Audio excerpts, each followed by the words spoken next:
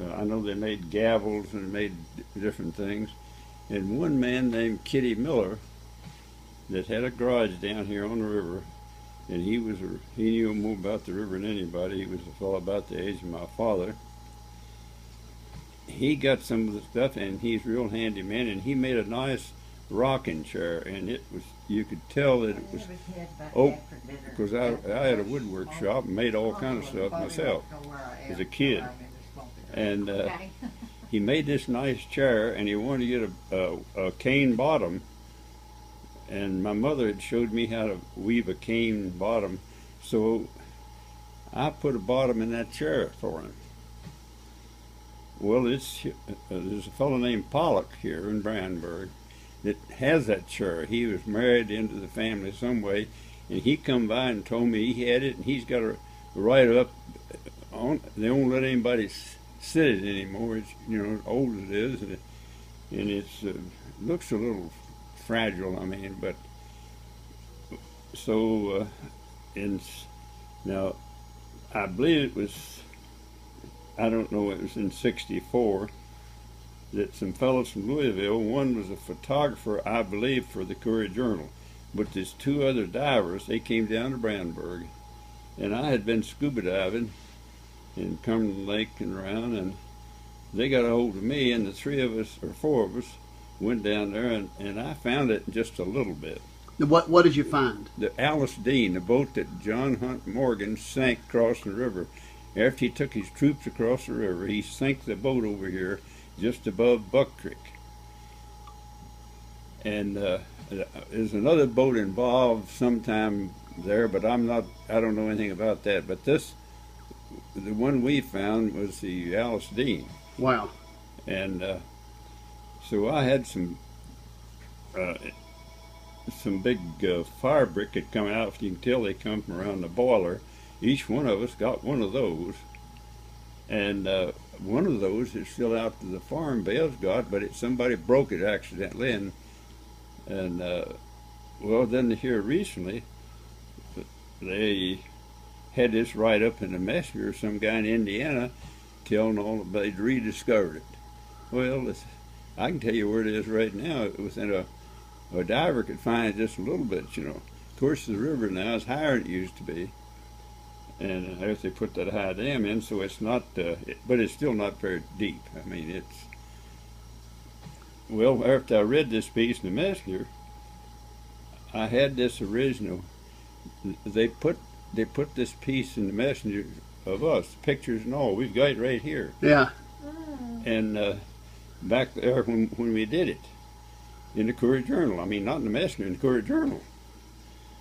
So Bobby made some copies of it and she didn't bring the original. She was afraid it might have something happen to it. I had it with me in Montana and some of my scrap stuff.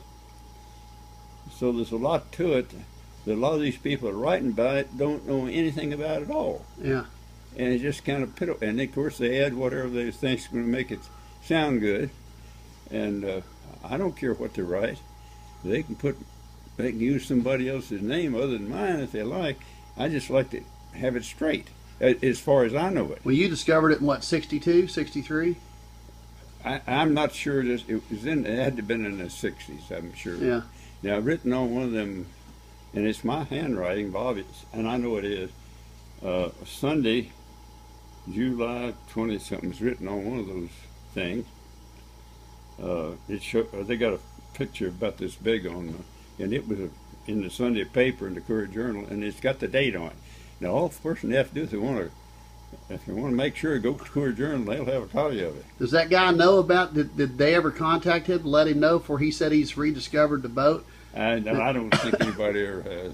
That's funny. Yeah, as far as I know,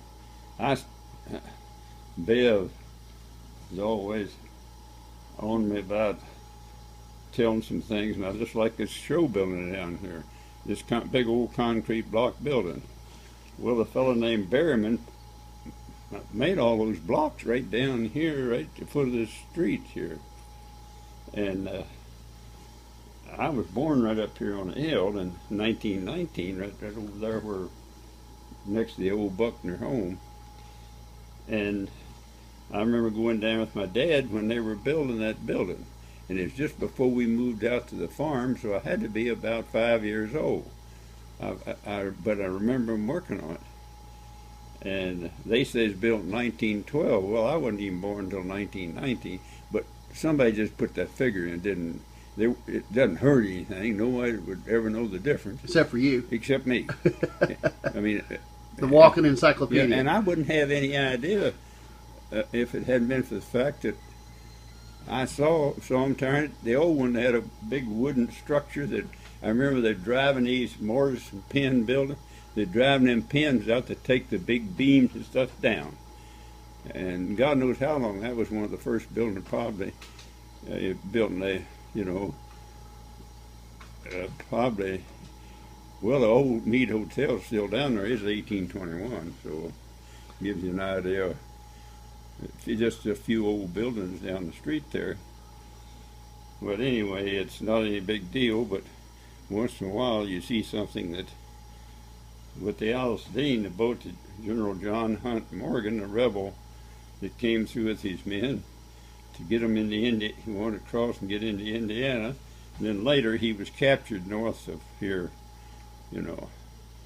But that's where he crossed the river, right here at Brandenburg, and after he got across, he didn't want the boat to fall in Union hands.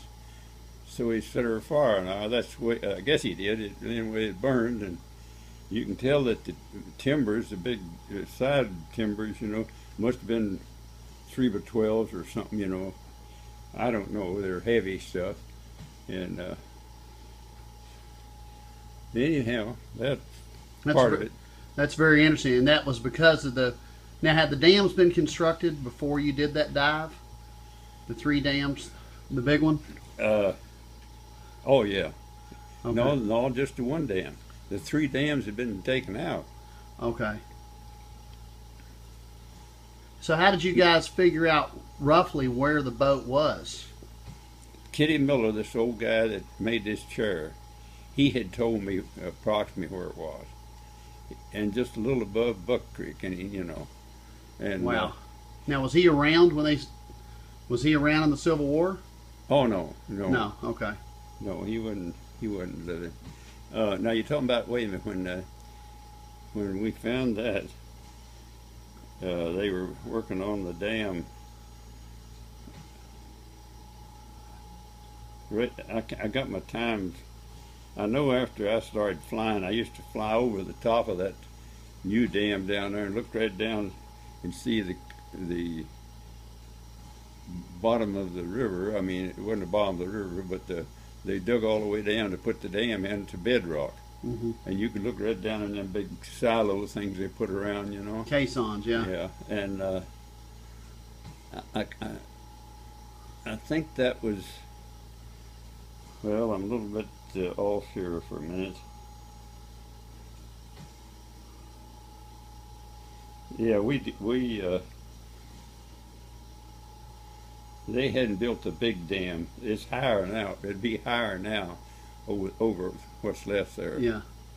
Now, I don't know how much, but see, that made a pool from Louisville all the way down to where the high dam was of about 18, I think it's 118 miles. And before, there was 3 dams in there. Right. McAlpin is the one at Louisville, at the falls, and then from there they went down. It went down to just below West Point, the first dam. And I'm guessing at this, but I'm thinking they were put in about the time I was born, I was born in 1919, and somewhere along there I've got it in my head that's about when they were built, but I'm not sure. But it'd be easy to find that out if anybody wanted to know. So the name of the boat it was Alice and Dean. Alice, ALICEDEAN. Alice Dean. So this is a interview with William Lightfoot Dowden, and one of his exploits that when he grew up in an incredible time, talking about how he and some divers found the Alice and Dean Civil War boat used by the rebels to cross the Ohio River, and it was John Hunt Morgan and his men, and they sunk the boat afterwards. So it's a very, very interesting story, Bill. I appreciate it. Well, you could go down there at the foot of Main Street, and there's a sign down there, about this big, about the Alice Dean.